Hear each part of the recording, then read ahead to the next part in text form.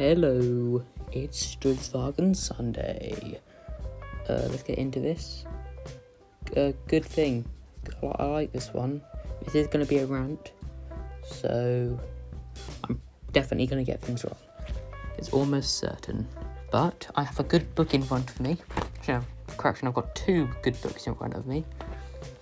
One has 2 pages on the STRV-103, and the other has a paragraph, so I'll probably be reading out the 2 pages one the most. Unfortunately, I don't have a Haynes manual of this one. Kind of sucks. I want one. That would be very nice if I had one. But, good tank. I like this one. So let's get started into this. Okay, I'm gonna start now. This is gonna be really awkward. I'm not very good on video. So let's start with the gun. I'm going to give you guys a pretty good rundown before I get into the juicy bits. So the gun's 105mm long. Not long. Wide. There we go. It's got a fume extractor, which is pretty good for the crew, because I can imagine it wouldn't be very nice getting stuck in a cheese wedge full of toxic chemicals. There is... Okay, someone just screamed about my house. I was a bit rude. It's armor you cannot say, because it's very dynamic. Is that the right word? I don't know what you call it. But it is very angled, let's say. It's like you could stop a door with it. And with most tanks, you could probably throw a brick at it and you would be able to tell the difference. But this one looks like a cheese wedge. Okay, so I'm going to get into the juicy bit. I've been rambling too long. Okay, so... Is it just such a sexy tank? Oh my gosh. Best MBT. I'm going to say it outright. One of the best MBTs of all time. One of the best tanks of all time. And I believe that because it is designed not to be a tank, basically. It's designed to just exist, really. Don't know if I'm putting it right, but it was designed to hide in the Swedish mountains if there was ever a Soviet invasion, which is very cool. So it was designed for a specific purpose, which I don't think is done enough, because it's actually a very smart thing you can do. So yeah, what it was meant to do is it would hide, it would ambush, a bit like a stug, like a modern day stug basically. Hide, ambush, then run away backwards. The good thing about it, it's got a rear driver. That's always nice. He also acts as a radio operator. What else does he do? Quick mention, you can run this entire tank with one person. It's very hard, but you can do it with one person. I find awesome. So, that's nice.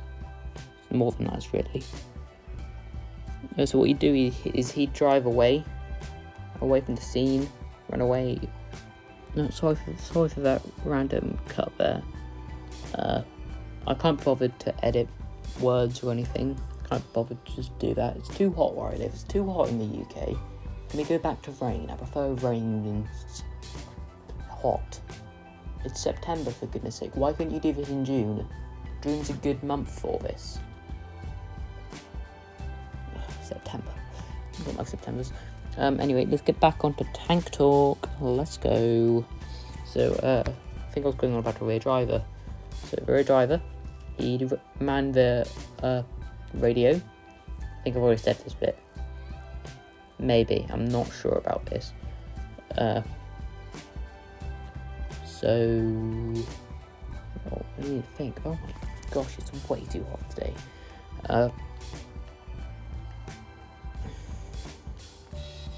Oh, that wasn't nice.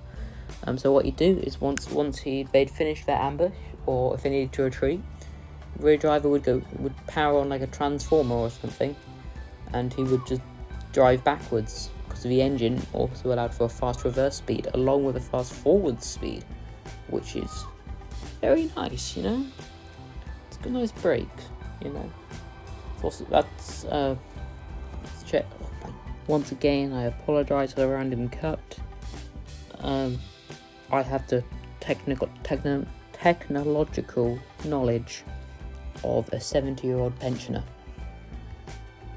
I'm going to completely move subjects. So we're going to go on about why I think is one of the best MBTs of all time, along with the Centurion and the B1, the French World War II thing. That's a good tank. I like that one. I'll make a video about it. Pretty cool, pretty funky. So we can go on about. Let's go on for its versatility. I'm feeling fancy about that. So, if you wanted to, you could put a dozer blade in the front, which just puts onto the humour of this image, where you can make a hold down. It's like a double hold down, because you can hold down with the suspension, and you can dig a hole for yourself to hold down in. Why is everyone screaming around my house? Do you mind? Children. Okay. Well, I've lost my train of thought now. It's a bit silly, isn't it? So you double hold down, that's the funny bit. I like double hold down. You can disguise as a fence if you want to, with the bars. You know the bars that stick out the front, they're meant to deflect projectiles. Not like your armour will do that already, but with bars, that is. Oh, ow. Yeah, I think I just killed a fly. Okay. Awesome. So you can disguise as a fence with the bars. I don't really think there's any other purpose other than to describe it. You know, you disguised as a explosive fence. This tank has such good memeing opportunity. You can just meme so much with this tank. It's got the wiggle feature, I like to call it, with its suspension. It goes up and down and up and down. That's its method of depression and elevation. So you've got insane depression. If you've got a hill, which is where it would be almost all the time, you can just go. It's very good depression. It's amazing. It's like a. Ooh. I know a good way to describe this tank. Or what's it called? The 2-part turret, whatever that's called. I can't remember the name of that. I should know that. I like French stuff. I should know what it's called. I can't remember at the moment. It's way too hot. Oh my gosh. It's going to stop again, isn't it? Oh dear. Oh wait, no, it didn't stop. Let's go. That's awesome. Almost pressed a button. So, yeah, it's like a. No, it's going to annoy me. It's going to bug me what the name of that is. 2-part turret thing, where you've got the 2 parts of the turret and it goes up and down. It's depression and elevation. It's like a version of that, is probably the best way I describe it. Pretty cool. I like that. Very cool. Well, I'm really not good on video, am I?